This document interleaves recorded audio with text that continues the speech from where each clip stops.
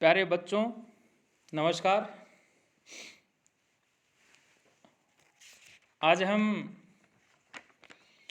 अभिज्ञान शाकुंतलम के अंदर जो पात्रों का जो चरित्र चित्रण है उसमें राजा दुष्यंत का चरित्र चित्रण है, उसका वर्णन करने के पश्चात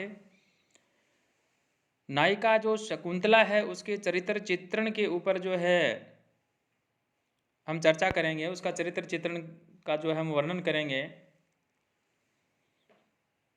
अभिज्ञान शाकुंतलम की जो प्रमुख नायिका है, जैसा कि आप ऊपर नाम देख पा रहे हैं,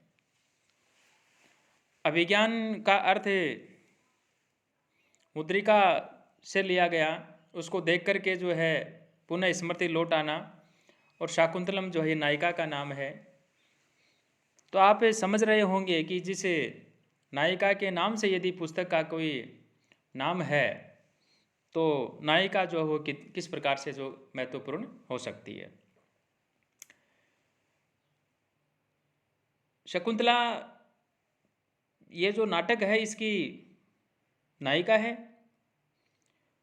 और राजर्षि विश्वामित्र और मेनका जो है उसकी मेनका अप्सरा जो उसकी पुत्री है। ये एक छोटा क्वेश्चन भी आपकी परीक्षा में आ सकता है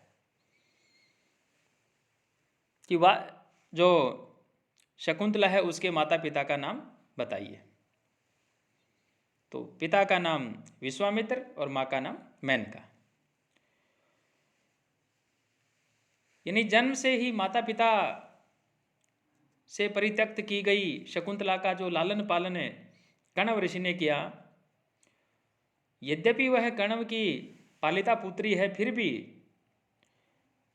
वे उसे अपने प्राणों का सम्मान या प्राणों के सम्मान प्रिय समझते हैं।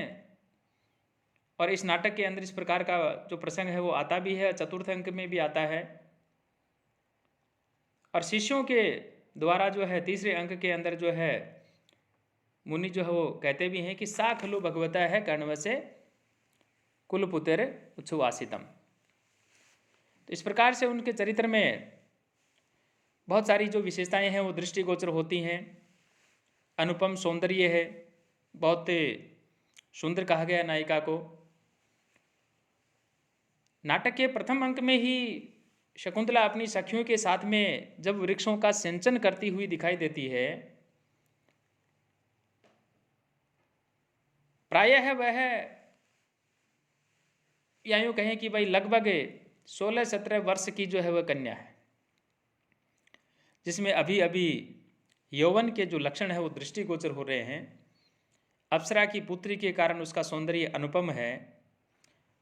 उसे देखते ही दुष्यंत के मुंह से सहसा निकल पड़ता है, अहो मधुरम मधुरम आसाम दर्शनम शुद्धांत दुर्लभम इदम वपुर आश्रम वासिनो यदि जनस्य दूरीकृता खलु गुणेर उद्यान लता वन लता भी। जन्मवृत्त ज्ञात होने पर वह स्वीकार करता है कि मृत्यलोक में किसी भी स्त्री में ऐसा सौंदर्य जो है कहाँ से प्राप्त हो सकता है। कौमार्य जो सौंदर्य तथा लावण्य पर मुग्ध होकर दुष्यंत उसे अनाग्रहातम पुष्पम एलुनम किसलियम अन्नाविदम रत्नम अनास्वादितम मधु तथा अखंड पुण्यों का जो फल कहा, और उसके महज सौंदर्य को जो है प्रस्फुटित करने के लिए किसी कृत्रिम प्रसाधन की जो आवश्यकता नहीं है, और वह वलकल पहने हुए भी जो है बहुत सुंदर प्रतीत होती है। और यौवन के प्रभाव से शकुंतला के जो अंग हैं उनमें असाधारण लावण्य उत्पन्न हो गया। कवि ने दुष्यंत के माध्यम से उसका वर्णन जो है वो किया और कहा, अद्रह किसले रागह कोमल विट पानु कारिणव बाहु कुसुमम इव लोभनियम यौनम अंगेशु सन्नदम। ये सूक्ति के रूप में भी आपकी परीक्षा में आ सकता है।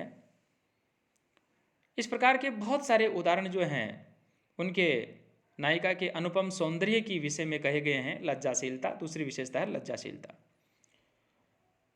अभिज्ञान शाकुंतलम का आद्योपांत जो अध्ययन हम कर पाते हैं, उस अध्ययन से जो है ये पता चलता है कि उनके जो चरित्र है उनमें सर्वत्र सुशीलता के ही दर्शन होते हैं। तपोवन की कन्या होने के कारण उसने सादगी, पवित्रता तथा निश्चलता जैसे सद्गुणों को ग्रहण किया है। युवती होने पर भी वह काम विकार से सर्वथा रहित है। राजा को देखकर उसके मन में प्रथम बार काम का विकार उत्पन्न होता है, जिसको वह तपोवन के आचरण के विरुद्ध जो समझती है, परंतु अपने इस भाव को लज्जावश वह अपनी अंतरंग सखियों से भी जो है नहीं प्रकट करती और वह काम व्यथा से पीड़ित होने से दुर्बल हो गई है। फिर भी अपने मन की जो व्यथा है उसको अपने मन में ही छिपाए हुए हैं और सखियों की बार बार अनुरोध करने पर भी मन की जो भावना होती है उसको व्यक्त करने का वह साहस नहीं कर पाती है, क्योंकि वह लज्जाशील है। राजा के सहसा प्रकट हो जाने पर लज्जा के मारे वह धरती में गड्ढ सी जाती है। राजा द्वारा प्रणय का अनुरोध करने पर भी वह लज्जावश अपने पिता की अनुमति के बिना वह आत्मसमर्पण जो करने के लिए उद्यत नहीं होती है, अपितु राजा द्वारा आलिंगन किए जाने पर वह सकुचाती हुई कहती है कि पौरव रक्ष विनयम मदनम संतप्त अति न खलुयम आत्मनः प्रभवामि।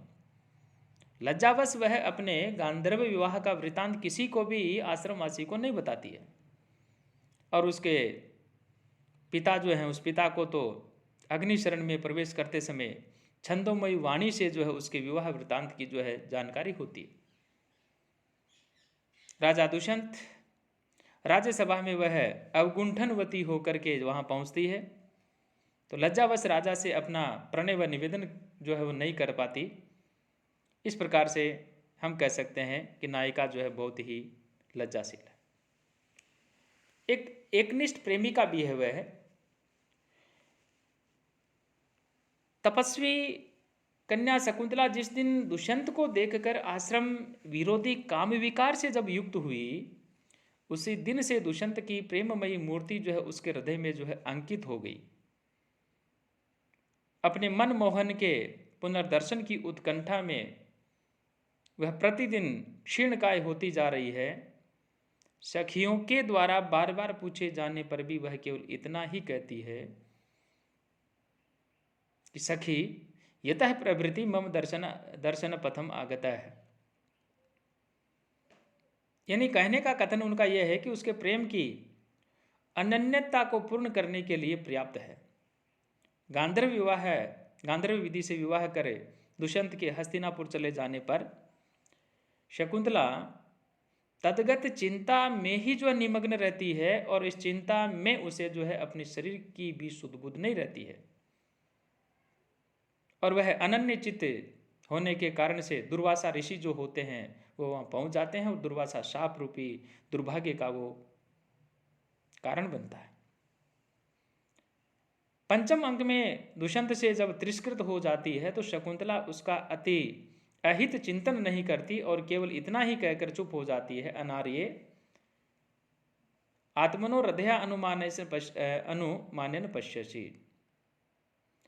यानी पति से तिरस्कृत होकर भी शकुंतला अपनी माता मेनका के साथ हेमकुट पर्वत पर चली जाती है और एक परित्यक्त परंतु पतिव्रता भारतीय नारी के आदर्श के अनुरूप जो है तपो में वह जीवन व्यतीत करती है।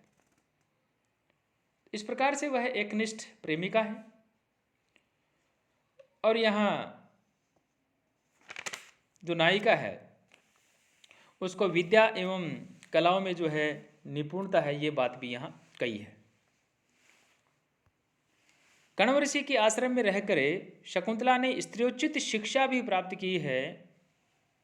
वह पशु पालन, बागवानी तथा अतिथि का सत्कार एवं गृह व्यवस्था में पूर्ण दक्ष है। उसकी दक्षता के विश्वास पर ही कुलपति जो कण्व है वो आश्रम की व्यवस्था का भार जो है अपनी पुत्री पर सौंप करके सोमतीर्थ जो है वो चले जाते हैं। वह साक्षर तथा काव्य रचना में प्रवीण है। उसने अपने हाथों से ही दुष्यंत के लिए जो है मदन लेख लिखा, जिसको प्रेम पत्र कहते हैं आज की भाषा में, जिसमें वह विरह जनित उत्कंठा जो है वो अभिलाषा आदि सुंदर अभिव्यंजना भी लिखती है।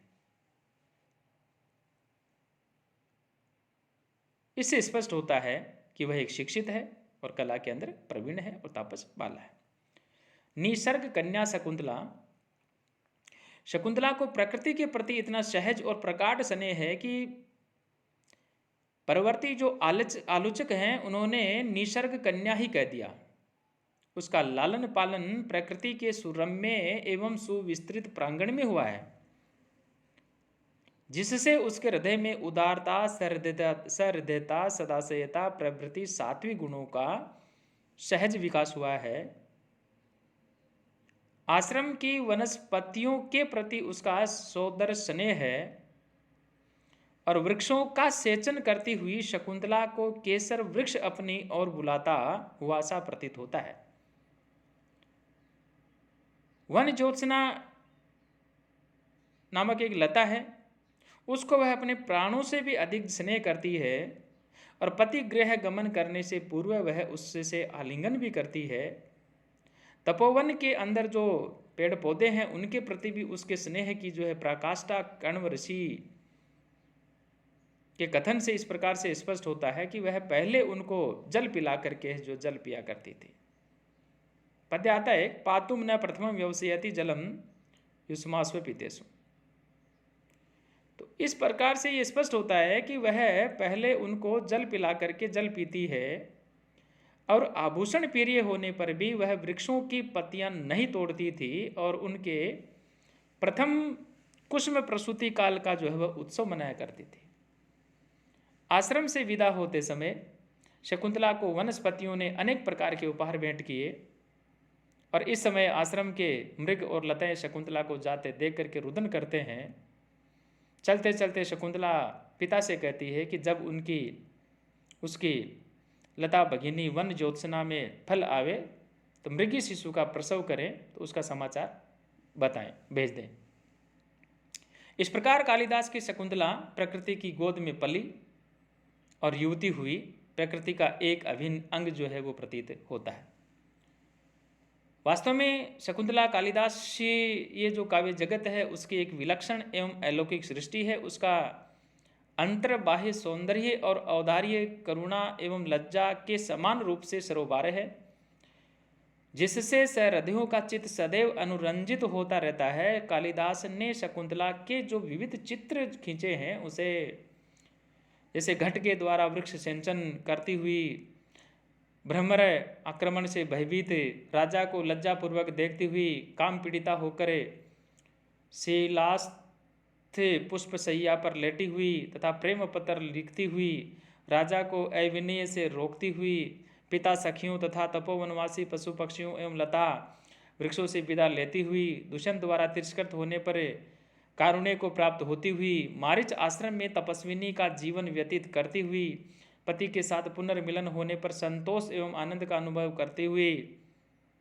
आदि वे निश्चित रूप से जो है अति मोदक, रमणीय एवं आकर्षक है। तो प्यारे विद्यार्थियों, आप इसको सुने और याद करें। आप सभी को धन्यवाद।